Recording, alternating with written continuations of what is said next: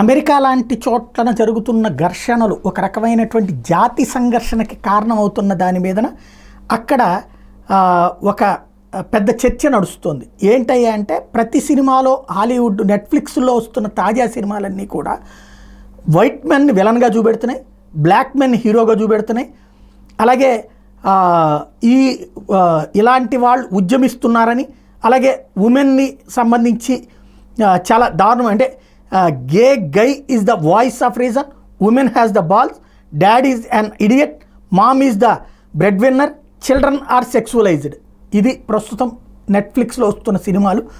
ఇదెక్కడి ధోరణి అన్నటువంటి విషయం. అంటే కంప్లీట్ విరుద్ధంగా కొన్ని ఎక్కడో 10% ఉన్నదాన్ని జనరలైజ్ చేసి చూపెడుతున్నారు అంటూ అమెరికాలో జరుగుతున్న చర్చని ఎలన్ మాస్క్ ట్విట్టర్ అధినేత కోట్ చేస్తూ ఇది నిజం, ఇలాగే జరుగుతోంది అన్నటువంటిది హైలైట్ చేశారు.